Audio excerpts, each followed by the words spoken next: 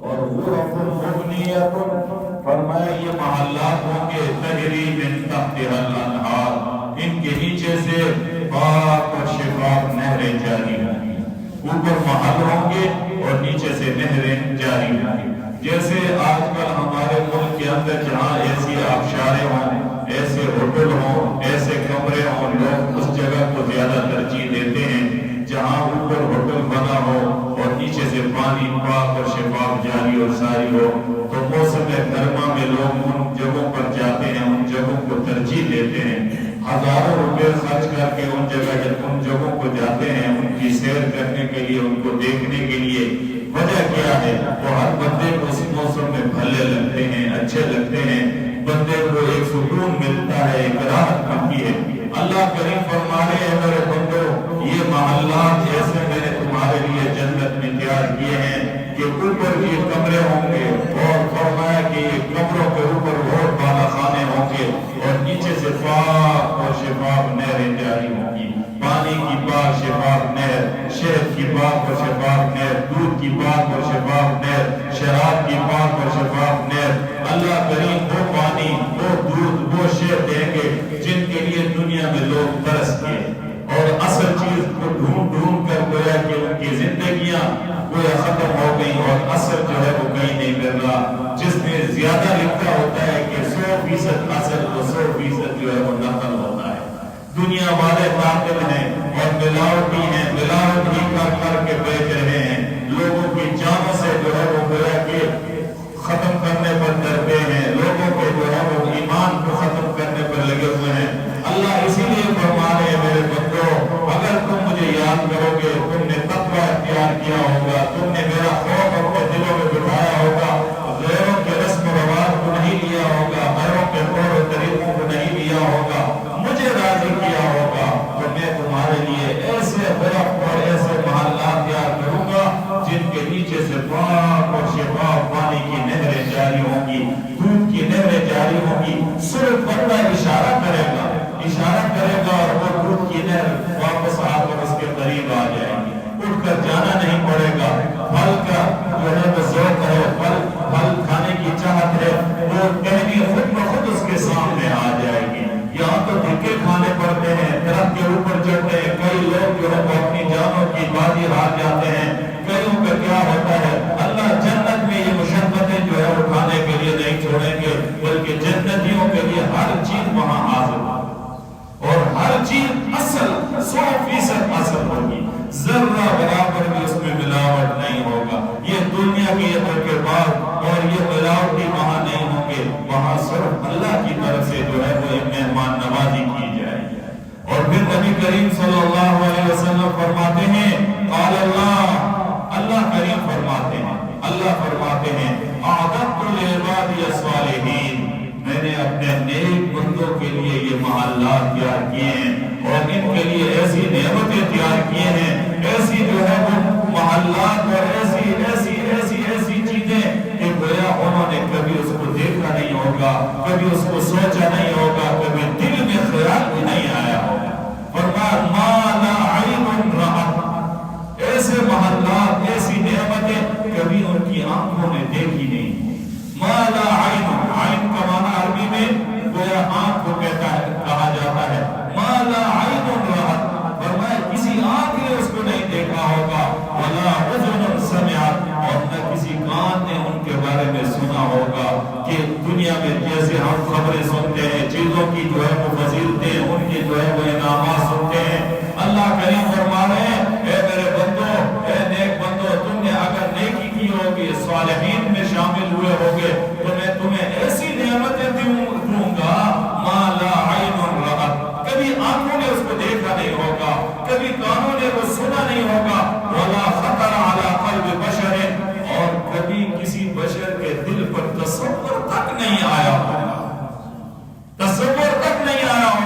کہ یہ چیز بھی ملے گی۔ جیسے ہم تصورات کی دنیا میں اپنی زندگی گزارتے ہیں، میں یہ کروں گا، میں یہ کروں گا، یہ کروں گا، کرتا کچھ بھی نہیں ہے، ایک دن خالی ہاتھ چلا جاتا ہے، اس کے وہ تصورات اسی طرح جو ہے وہ آگ کی اور گویا مٹی کی نظر ہو جاتے ہیں۔ لیکن اللہ کریم فرما رہے ہیں میں تمہیں ایسی نعمتوں سے نوازوں گا جنت میں فرمایا مالا عین رأت ولا سمعت اذن سمعت ولا فرمایا خطر علی قلب بشر، فرمایا کسی بشر کے دل میں یہ تصور تک نہیں آیا ہوگا۔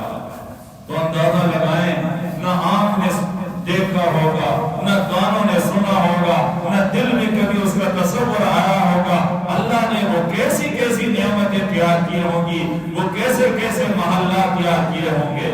اور پھر میرے بھائیوں، یہ جنت ایسی جنت ہے، فرمایا یہاں پر جوانی ہی جوانی ہوگی، کبھی جوانی ختم نہیں ہوگا، بڑھاپا آئے گا نہیں۔ اور فرمایا یہ جنت اللہ نے ایسی تیار کی اپنے بندوں کے لیے، کبھی بیماری آئے گی نہیں، ہمیشہ صحت ہی میں رہے گا، کبھی اس کو زکام تک نہیں لگے گا، اتنی بیماری بھی اس کو لائق نہیں ہوگی۔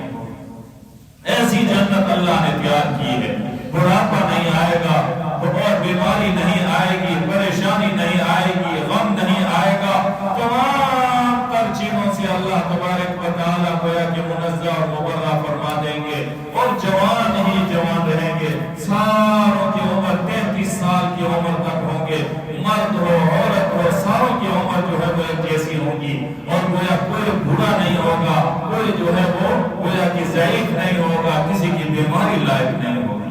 اللہ نے یہ محل جو ہے وہ تیار کیے ہیں، اور فرمایا یہ محل جو ہے میں نے تیار کیے، لیکن نبی علیہ السلام نے فرمایا اذا دخل اہل الجنہ الجنہ، فرمایا جب جنت میں جنت والے داخل ہو جائیں گے، ینادی منادن، ینادی نادا کا معنی ہوتا ہے پکارنے والا، ینادی منادن ایک پکارنے والا پکارے گا، ان لکم ان تحیوا فلا تموتوا ابدا، فرمایا تمہارے لیے اب زندگی ہی ہے، حیات ہی ہے، فلا تموتون ابدا، اب تم کبھی مرو گے نہیں، اب ہمیشہ کے لیے تمہاری زندگی تمہیں رہنا ہے، حیات ہی حیات ہے، ابدی حیات ہے، کوئی اب تمہارے لیے کوئی موت کا ذائقہ نہیں چکھنا۔ آخری وقت میں اللہ تبارک و تعالیٰ موت کو ایک مینڈے کی صورت میں لائیں گے اور اس کو ذبح کر دیں گے، اور اعلان ہوگا یہ موت آج میں نے مینڈے کی صورت میں ذبح کر دی، اب یہ موت کسی پر طاری نہیں ہوگی۔ اس لیے نبی علیہ السلام فرماتے ہیں ان لکم ان تحیوا ان تحیوا، فرمایا اب تمہارے لیے حیات ہی حیات ہے، تمہارے لیے زندگی ہی زندگی ہے، زندگی کے مزے ہی مزے ہیں، ولا تموتون ابدا، اب تم جو ہے کبھی مرو گے نہیں، اب تمہارے لیے موت کبھی نہیں آئے گی۔ لیکن ہم کیا کر رہے ہیں، ہم یہ دنیا میں سمجھ رہے ہیں کہ دنیا میں ہمارے اوپر موت طاری نہیں ہوگی۔ جو غفلت ہمارے اندر آ چکی ہے یہ اس بات کی دلالت کرتی ہے کہ ہمارے دلوں سے موت جو ہے وہ نکل چکی ہے، ہم نے موت کو بلا دیا ہے۔ اگر موت ہمارے ذہنوں میں ہوتی، ہماری یہ فکر ہوتی، ہمیں یہ فکر لائق ہوتی کہ آج مجھے ایک دن مرنا ہے، اپنے رب کریم کی عدالت میں پیش ہونا ہے، تو پھر کبھی بھی ہماری زندگیوں میں خطائیں نہیں ہوتی، کبھی بھی ہم گناہ کے ارتکاب میں گویا پھنستے نہ، کبھی بھی ہم ظلم کرتے ہوئے نظر نہ آتے، کبھی بھی ہم نافرمانی کرتے ہوئے نظر نہ آتے۔ لیکن یہ دنیا کی زندگی میں ہم نے یہ تصور کر لیا ہے کہ ہمیں موت واقع نہیں ہوگی، لیکن اللہ کریم نے اعلان فرما دیا اے میرے بندو، میرے بعد اگر مجھے سب سے زیادہ چہتے میرے بندے ہیں تو وہ کون ہیں؟ وہ انبیاء ہیں۔ میرے اور آپ کے نبی بھی دنیا سے پردہ فرما گئے، اور جس کے لیے اللہ تبارک و تعالیٰ نے دنیا کو سجایا سجایا وہ بھی دنیا سے پردہ فرما گئے۔ میں اور آپ کیا ہیں؟ ہمیں بھی ایک دن موت کا ذائقہ چکھنا ہے۔ کل نفس ذائقۃ الموت، ہر نفس نے موت کا ذائقہ چکھنا ہے، بھلے غافل رہیں، بھلے اس کو بلاتے جو بھی کریں، لیکن بہتر آدمی وہ ہے، ہوشیار آدمی وہ ہے جو موت کی فکر کر لے، موت کی فکر کر لے، اور وہ یہ دل میں لیا ہے کہ میری موت ایک دن واقع ہونی ہے، اس کے لیے تیاری کر لے، وہ ہوشیار آدمی ہے۔ اللہ کے نبی نے اس کے لیے ہوشیار کہا ہے، اور ہم ہوشیار کس کو سمجھ رہے ہیں؟ ہم اس کو ہوشیار سمجھتے ہیں جو دنیا کے دھندوں میں زیادہ آگے جا رہا ہے۔ ہم کہتے ہیں یہ بڑا ہوشیار ہے، اس نے فلاں سے اتنے پیسے لے لیے، اس نے معاملات کر کے اتنے پیسے حاصل کر لیے، یہ بڑا ہوشیار ہے، اس نے تو فلاں کو خود لگا دیا، یہ اتنا بڑا ہوشیار ہے۔ لیکن اللہ کے نبی نے فرمایا ہوشیار آدمی وہ ہے جو موت کو یاد کرے، موت کی فکر اپنے دل کے اندر لے آئے۔ اس لیے میرے بھائیوں، اللہ کے نبی صلی اللہ علیہ وسلم فرمایا جب تمہیں جنت میں داخل کر دیا جائے گا وَلَا تَمُوتُوا أَبَدًا، اب ہمیشہ کے لیے تم مرو گے نہیں، تمہارے اوپر موت طاری نہیں ہوگی۔ اور فرمایا وَإِنَّ لَكُمْ، اور جب تمہیں جنت میں داخل کر دیا جائے گا تو فرمایا کہ أَن تَنْعَمُوا فَلَا تَبَأْسُوا أَبَدًا، اب تم خوشحال رہو گے، اب تمہارے اوپر بدحالی نہیں آئے گی، تم خوشحالی رہو گے۔ دنیا میں ہر آدمی کو آپ ٹٹولیں، ہر آدمی کسی نہ کسی پریشانی کے اندر مبتلا ہے، کوئی آدمی ایسا نہیں ہے جو کہے کہ مجھے پریشانی لائق نہیں ہے۔ آپ نے اپنی زندگی میں کوئی ایسا آدمی دیکھا ہے جس نے کہا ہو کہ مجھے کوئی پریشانی لائق نہ ہو؟ دیکھا ہے؟ نہیں ملے گا آپ کو۔ پوری دنیا کو کنٹرول کر دیکھ رہے ہیں آپ، نیٹ پر جو ہے وہ سب کر لیں اور معلومات حاصل کر لیں، آپ کو کوئی آدمی ایسا نہیں ملے گا جو یہ کہے کہ میں جو ہے وہ پریشانی سے دوچار نہیں ہوں۔ ہر آدمی پریشانی میں ہے، ہر آدمی پریشانی میں ڈوبا ہوا ہے، لیکن اللہ کے نبی فرماتے ہیں جب تم جنت میں چلے جاؤ گے تم خوشحال ہی رہو گے، کبھی بدحالی تمہارے اوپر نہیں آئے گی۔ اور فرمایا کہ جب جنت میں چلے جاؤ گے ان لکم، فرمایا جب تم جنت میں چلے جاؤ گے تو ان تشبوا ولا ترحموا ابدا۔ شبو شاب کا معنی ہے جوانی، اللہ کریم جنت میں گویا جوانی عطا فرما دیں گے۔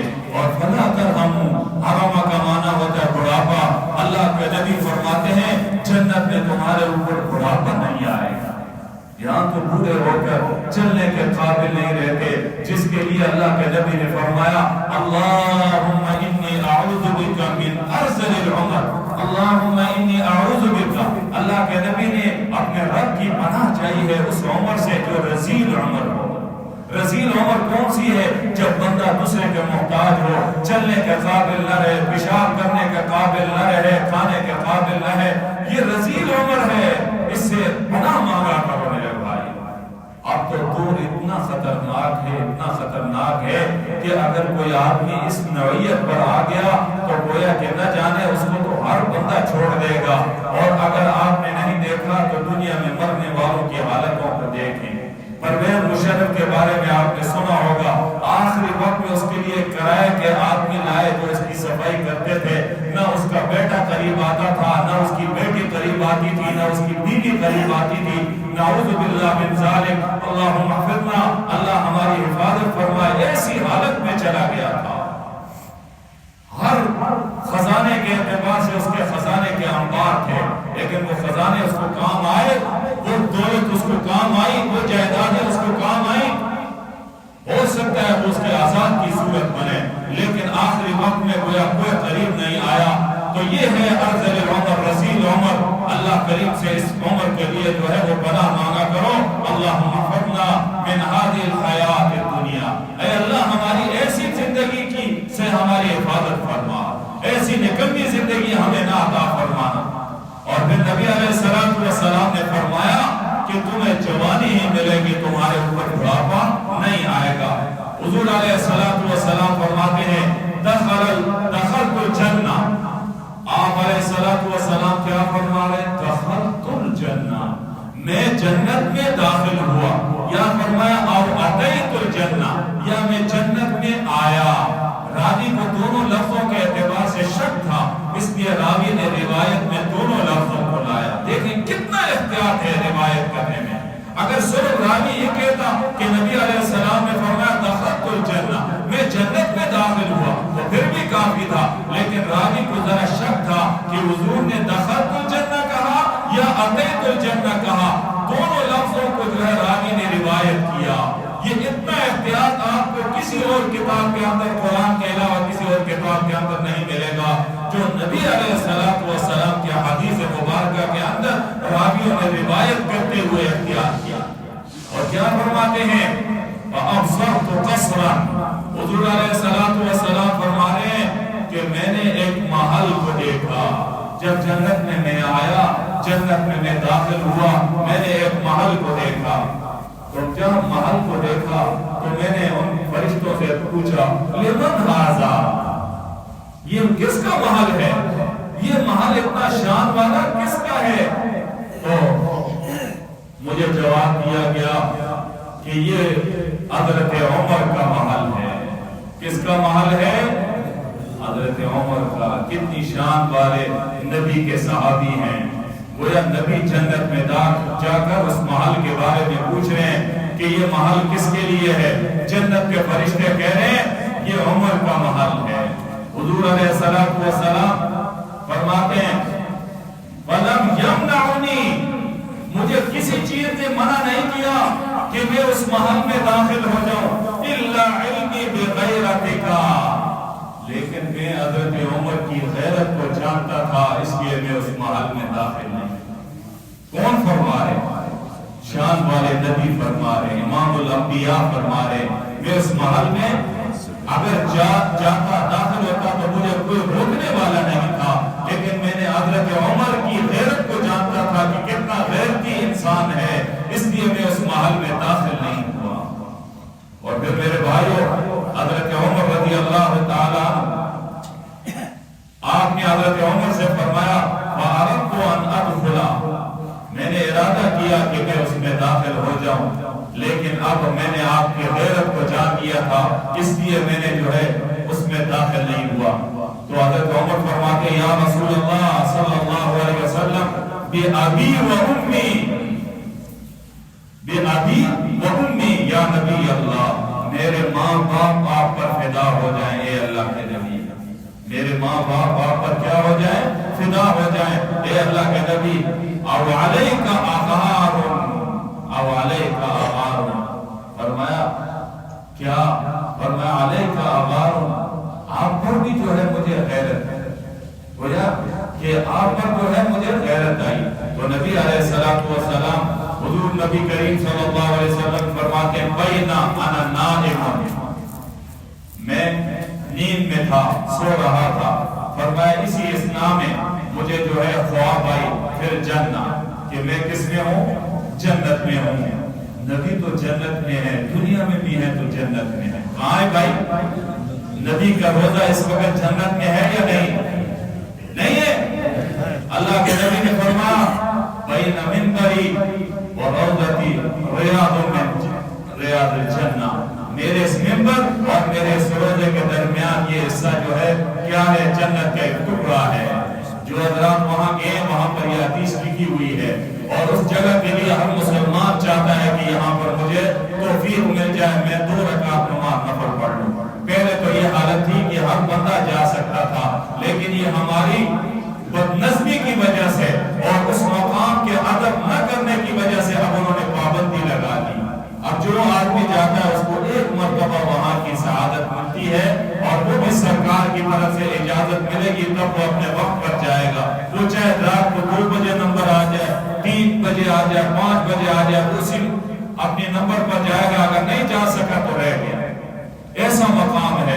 تو گویا اللہ نے دنیا میں بھی اپنے نبی کو جنت میں رکھا، اور گویا کہ پھر اللہ کے نبی کیا فرما رہے ہیں کہ میں سویا ہوا تھا اور فرمایا میں جو ہے دیکھ رہا تھا کہ میں جنت میں ہوں۔ فَإِذَا امْرَأَةٌ، جب میں نے دیکھا میں جنت میں ہوں، میں نے ایک عورت کو دیکھا تتوضا، وہ کیا کر رہی ہے؟ وضو کر رہی ہے۔ إِلَى جَانِبِ قَصْرٍ، اس محل کے ایک کنارے پر، اس محل کے ایک کنارے پر ایک عورت جو ہے وہ کیا کر رہی ہے؟ وہ وضو کر رہی ہے۔ لمن هذا القصر، حضور فرماتے ہیں میں نے فرشتوں سے سوال کیا یہ محل کس کا ہے؟ تو فرشتوں نے جواب دیا یہ عمر کا ہے۔ یہ کس کا ہے؟ عمر کا ہے۔ یہ محلہ یہ کس کا ہے؟ عمر کا ہے۔ تو حضرت عمر کو حضور نے یہ خواب سنائی، سنانے کے بعد حضور نے فرمایا عمر میں تیری غیرت کو جانتا تھا، اس لیے میں اس محل میں داخل نہیں ہوا اور میں واپس آ گیا۔ جب حضرت عمر نے یہ خواب سنی تو عمر رونا شروع ہوا۔ کیا ہوئے؟ ہماری طرح چوڑے نہیں ہوئے کہ یار حضور نے خواب دیکھ لی لہذا میں تو جنتی ہوں، نہیں، رونا شروع کر دیا، رونا شروع کر دیا۔ یہ تھے وہ صحابہ جنہوں نے اپنا تن من دھن سب کچھ اللہ کے نبی کے لیے قربان کر دیا۔ رات کو، صبح، بیماری میں، صحت میں، بارش میں، سردی میں، ہر آن ہر گھڑی حضور کے جو ہے وہ ہمہ وقت سامنے ہوتے۔ جب بھی حضور کا فرمان آتا وہ اپنی جان مان سب کچھ لٹانے کے لیے تیار ہوتے۔ تو پھر ان کے لیے جنت میں محلات نہ دیکھتے تو کس کے لیے؟ میرے اور آپ کے لیے دیکھتے۔ آج جو میری اور آپ کی زندگیاں گزر رہی ہیں گناہوں کی دلدل میں پھنسے ہوئے ہیں، گویا آدمی جب کسی کیچڑ میں جو ہے وہ داخل ہو جائے، سب قسم کا کیچڑ ہو اور اس میں جو ہے گھٹنوں تک پاؤں آ جائے، تو گویا کہ پھر بندہ اس سے نکلنا اس کے لیے محال ہے یا نہیں ہے؟ وہ کھینچے بھی تو پھر بھی اس کا نکلنا مشکل ہے۔ ہم نے بھی اس دنیا کے اندر اپنے آپ کو اس کیچڑ کی طرح گناہوں کی دلدل میں اپنے آپ کو پھنسا دیا، اب ہم نکلنا بھی چاہتے ہیں، ہمارے لیے دشوار ہے۔ اور کچھ تو ایسے ہیں جن کو توفیق ہی نہیں ہے، معلوم ہی نہیں ہوتا یہ میں گناہ کر رہا ہوں، وہ اس کو بھی نیکی سمجھتے ہیں کہ بھائی میں تو سب سے زیادہ نیکی کرنے والا ہوں۔ اس دور کے مسلمان گویا گناہ کرتے ہوئے بھی اپنے آپ کو جو ہے فخر سمجھتے ہیں اور کہتے ہیں میں بڑی نیکی کر رہا ہوں۔ تو میرے بھائیوں، یہ وہ حضرت عمر تھے، شان والے، عظمتوں والے، بلندیوں والے، حیا والے، اور یہ نبی کے وہ سرفروش صحابہ میں سے تھے جن کے لیے نبی علیہ السلام نے دنیا ہی میں جنت کا وہ محل دیکھ لیا۔ تو میرے بھائیوں، یہ محلات کس کے لیے تیار کیے ہیں؟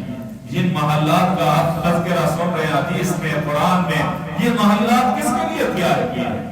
یہ محلات ان لوگوں کے لیے تیار کیے ہیں جن کے اندر یہ صفات موجود ہوں۔ پہلی صفت فرمایا کہ یہ صفت جو ہے پہلی یہ ہے اللہ پر ایمان لائے۔ اللہ پر کیا کرے؟ ایمان لائے، ہر اعتبار سے اپنے رب کو رب سمجھ لے، اپنا داتا، اپنا ماوا، اپنا مرجع، اپنا گویا غوث اعظم، سب کچھ کس کو سمجھ لے؟ اللہ کو سمجھ لے، یہ ایمان ہے۔ یہ نہیں ہے ادھر سے اللہ پر بھی ایمان ہو اور ادھر سے غیر اللہ کی طرف مشرکین کی طرح جو ہے وہ ادھر سے اس سے بھی امید رکھے، تو یہ ایمان نہیں ہے، یہ گویا کہ ڈماڈول ایمان ہے اور ہو سکتا ہے اس کی وجہ سے ناکام ہو جائے۔ ایسا ایمان پختہ ہو۔ اللہ کیا فرماتے ہیں؟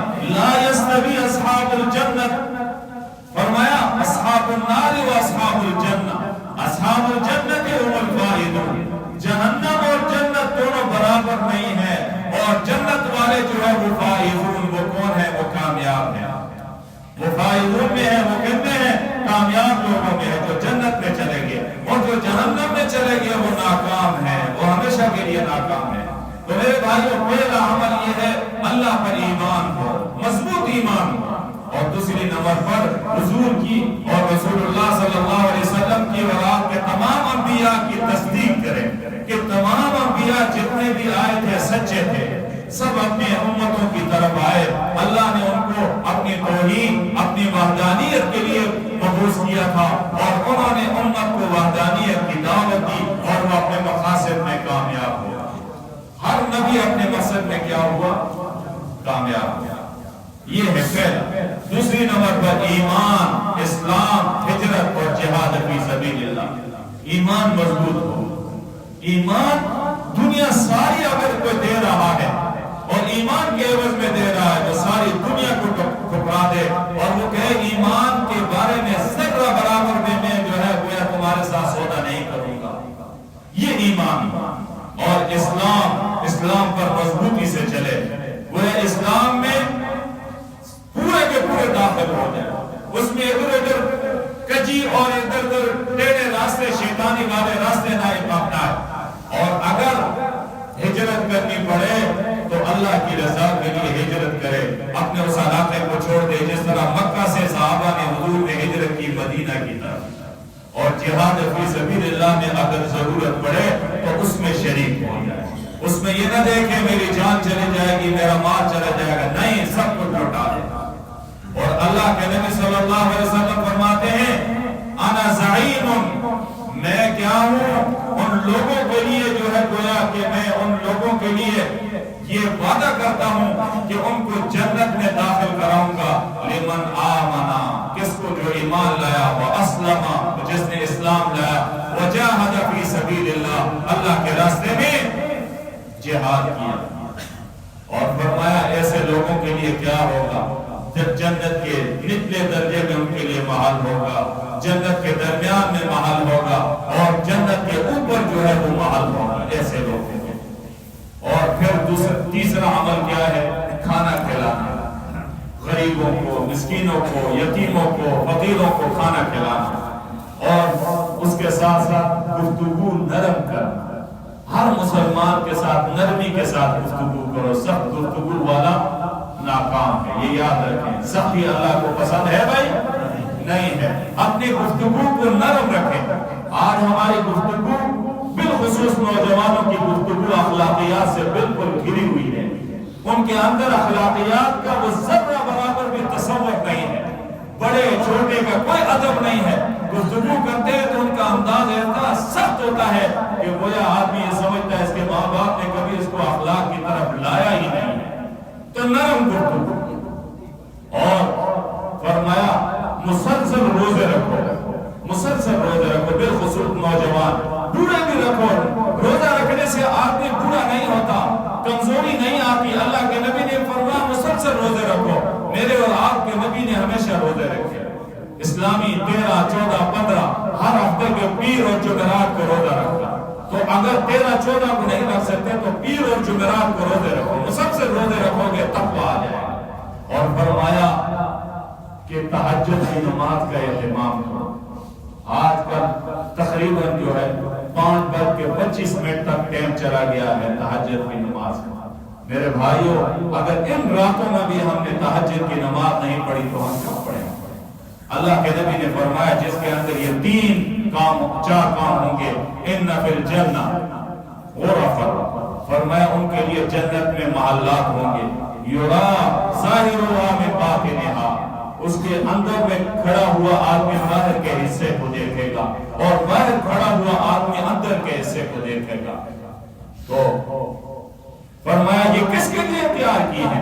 فرمایا اعدھا اللہ لمن اطعم الطعام، اللہ نے یہ محلات ان کے لیے تیار کیے ہیں جو کھانا کھلائے، غریبوں کو، مسکینوں کو، فقیروں کو، مسافروں کو کھانا کھلائے. اور وَأَلَانَ الکلام، لانا یلینو کا معنی ہوتا ہے نرم. اپنے کلام کو، اپنی گفتگو کو نرم رکھے. جس کے ساتھ بھی گفتگو کرے نرم گفتگو کرے. وَتَابَعَ الصِّيَامَ، اور مسلسل روزے رکھے. وَصَلَّ بِاللَّيْلِ وَالنَّاسُ نِيَامٌ، رات کے اس وقت میں نماز پڑھے، نماز تہجد میں سارے لوگ سوئے ہوں اور یہ رات اٹھ کر اپنے رب سے مناجات کر رہا ہے، رو رو کر دعائیں مانگ رہا ہے، گڑ گڑا کر دعا مانگ رہا ہے، اپنے لیے، اپنے مرحومین کے لیے، اپنے امت مسلمہ کے لیے دعا مانگ رہا ہے. فرمایا یہ کام جو کرے گا اللہ اس کے لیے جنت میں محل تیار کرے. اور سنتوں کا اہتمام کریں. دیکھیں 12 رکعت سنتیں ہیں. صبح کی 2، ظہر کی 6، اسی طرح مغرب کی 2، اور اسی طرح عشاء کے فرض کے بعد 2 سنتیں. یہ 12 رکعت ہیں. اللہ کے نبی نے فرمایا ان 12 رکعتوں کا جو خیال کرے گا، فرمایا اس کے لیے جنت میں گھر بنا دیا جائے، گھر بنا دیا جائے. آج ہماری زندگیوں سے یہ سنتیں چھوٹ رہی ہیں. یاد رکھیں اگر ان سنتوں کا اہتمام کرو گے، فرض کے اندر جو کمی ہوگی اللہ ان سنتوں کے ذریعے سے پوری فرما دے. اس لیے سنتوں کا بھی اہتمام کریں، نوافل کا بھی اہتمام کریں. سنتوں کے اندر جو کمی ہوگی اللہ نفلوں کے ذریعے سے پورا فرمائیں. اس لیے ان کو زائد نہ سمجھو. اور اگر نوافل کا اہتمام نہیں کریں گے تو سنت کا اہتمام بھی چلتا جائے گا. سنت کا نہیں کریں گے تو تکبیر اولیٰ کا اہتمام چلا جائے گا. اس لیے بھائیو اس کا اہتمام کریں. اور اسی طرح نماز چاش جو ہے وہ اشراق کی نماز کے 2 گھنٹے کے بعد یہ وقت داخل ہوتا ہے اور زوال تک یہ وقت رہتا ہے. اس وقت میں اللہ کے نبی نے فرمایا اگر کوئی 2 رکعت نماز پڑھے گا نفل، دنیا اور ما فیہا سے بہتر ہے. اور جو آدمی 4 رکعت پڑھ لے، 8 پڑھ لے، 12 تک بھی ثبوت ہے. اس کا اہتمام کریں. چاش کی نماز کے فرمایا جو آدمی یہ اہتمام کر کے پڑھے گا، 360 بدن کے اندر جوڑ ہے، گویا جس نے یہ نماز پڑھی اس نے اپنے ہر جوڑ کا صدقہ ادا کر دیا. اور اللہ کی رضا کے لیے مسجدیں بناؤ. مسجد بناؤ گے، آپ کے مرنے کے بعد جو ہے وہ مسجد آباد ہوگی، آپ کو اس کا ثواب ملتا جائے گا. اور فرمایا اگر مسجد نہیں بنا سکتے تو مسجد کی توسیع کرو. مسجد اگر کشادہ نہیں ہے نمازیوں کے لیے اس کو وسیع کرو. حضرت عثمان جب باغیوں نے ان کا محاصرہ کیا، انہوں نے اپنی نیکیاں جو ہے لوگوں کو بتائی اور کہا میرے اندر یہ عیوب نہیں ہے، میں تو وہ شخص ہوں. نبی نے فرمایا ہذا بقع، بقع کا معنی جو ہے وقف کرے گا. فرمایا میں وہ ہوں کہ میں وہ ٹکڑا خریدنے والا اور نبی کو جو ہے وہ وقف کرنے والا ہوں اور مسجد کے لیے میں وقف کرنے والا ہوں. شخص مسجد نبی گویا نمازیوں کے لیے تنگ ہو گئی تھی. اللہ کے نبی نے خواہش ظاہر کی اور آپ نے وہ جگہ خرید کر اور مسجد کے لیے وقف کر دی. تو مسجد کی توسیع، مسجد کے جو ہے گویا کہ نمازیوں کے لیے سہولت، مسجد کے اندر جو ہے ایسی چیزیں لانا تاکہ نمازی جو ہے بسہولت نماز ادا کر سکے اور نمازیوں کی کشش ہو مسجد کی طرف. بعض مسجدوں میں جب بندہ آتا ہے صاف شفاف ہو اور بہترین جو ہے وہ ماحول ہو تو بندہ جو ہے اس کا جی نہیں چاہتا کہ میں مسجد سے باہر نکلوں. تو یہ مسجد کی خوبصورتی، مسجد کی آرائش گویا فضولیات میں نہ ہو، نمازیوں کی سہولت کے لیے. اور پھر ایک کام کریں، صف میں خالی جگہ ہو اس کو پر کریں. فرمایا منصب فرجا، فرمایا جو آدمی صف کے درمیان جو خالی جگہ ہے اس کو جو فرمایا پر کرے گا تو رفع اللہ بہا درجہ، اللہ کریم اس کو ایک نیکی عطا فرمائیں گے، اس کا ایک درجہ بلند فرما دیں گے. وَبَنَا لَهُ بَيْتًا فِي الْجَنَّةِ، اور اس کے لیے جنت میں محل تیار فرما. کتنا اونچا مقام. آج ہمارا فیشن بن گیا اور پھر کورونا کے بعد تو ہمارا فیشن ہی بن گیا. آپ ایک دوسرے سے دور رہتے ہیں کہیں اس سے مجھے جراثیم نہ لگ جائیں. کیا کہا بھی جاتا ہے بھائی اپنے صفوں کو درست کرو، پھر بھی ایسے بس ادھر وہ بے شک ادھر ہو ہم ادھر. اسی لیے مسلمان سے نفرت کر رہا ہے. دل دور ہو گئے. جب مسجد میں آ کر ہم صفوں کو درست نہیں کریں گے تو ہمارے دل کیسے اپنے ایک دوسرے کے قریب ہوں گے. اس لیے میرے بھائیوں صف کے درمیان جگہ خالی نہ چھوڑو ورنہ وہاں شیطان آ جاتا ہے اور جب شیطان آ جاتا ہے ادھر والے کے دل میں بھی جو ہے وہ کھٹکے جو ہے وہ ڈالنا شروع کر دیتا ہے ادھر والے کے بھی. پھر اس کے خیالات کہیں اور ہوتے ہیں، جسم یہاں ہوتا ہے خیالات کہیں اور ہوتے ہیں. اس لیے صفوں کا اہتمام کریں. اللہ تبارک و تعالی ہم سب کو یہ جنت میں جانے والے یہ اعمال کرنے کی توفیق نصیب فرمائے. وآخر دعوانا الحمدللہ رب العالمین.